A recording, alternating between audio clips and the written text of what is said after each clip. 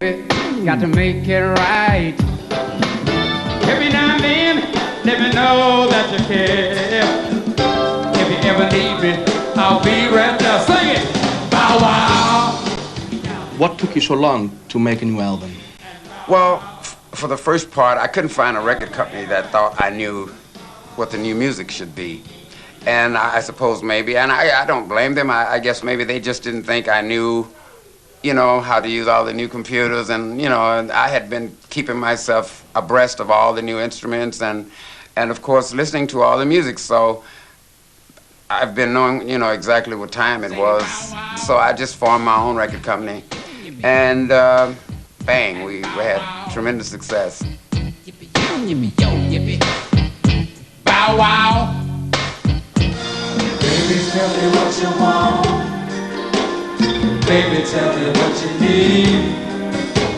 Well, I try to stay as close to my traditional sound as I possibly can. I don't want to lose my audience, you know, by trying to sound too much like hip-hop or too much like some of the other things that I was influenced at. You know, a lot of the major hip-hop artists sampled a lot of my music, and so I have been very inspired by the hip-hop generation. I love the music and I love the new system of recording, but I just decided not to just go 100% in that direction, you know.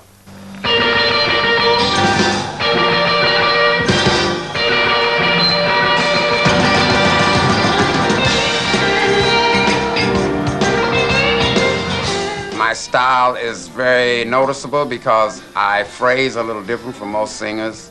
And my guitar playing, I don't use a pick, and I have my own system, so you can just about tell if you've been familiar with my music, you'll know right away that it's me, you know.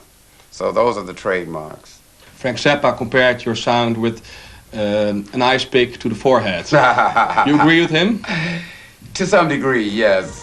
It is very piercing if you understand where I'm coming from. Yes, the funk is very deep, you know, if you can understand where it really is coming from. So I would go along with that terminology, yes. Lord, it's a real motherfucker, yeah. Make you wanna run for cover, yes it will. And if you look, you will discover, let me hear you. After, let's say, the 70s, you were a little bit out of focus. Yes. What happened then? During those years, I was doing a lot of things I shouldn't have been doing.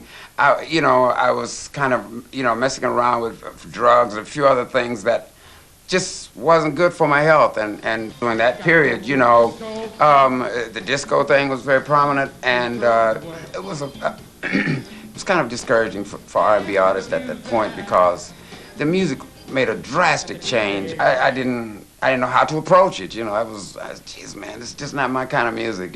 So it was a difficult time. Superman love. Take off me, Superman lover. You've written songs like Superman Lover, Yes. Gangster of Love, Yes. with, let's say, macho lyrics. Are you that macho yourself? I guess that's just the ego. All men have egos, I would like to think that I am a person who would know how to satisfy a woman, if that's what you mean, of course. So I would certainly think that being macho is kind of normal. If you don't have that kind of appeal, then you're not really going to be that exciting on the stage. I think it's important to kind of have that ego and that attitude,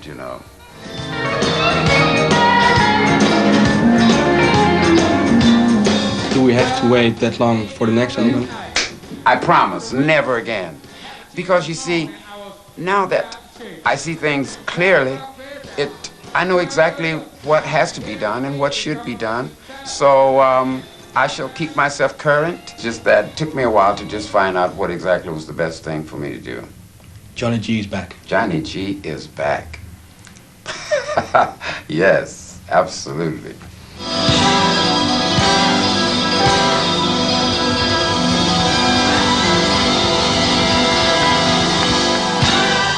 Johnny Guitar Watson om zo toch 60 te worden. De CD Bow Wow van hem ligt vanaf morgen in de winkel. En tot slot nog dit. De Braziliaanse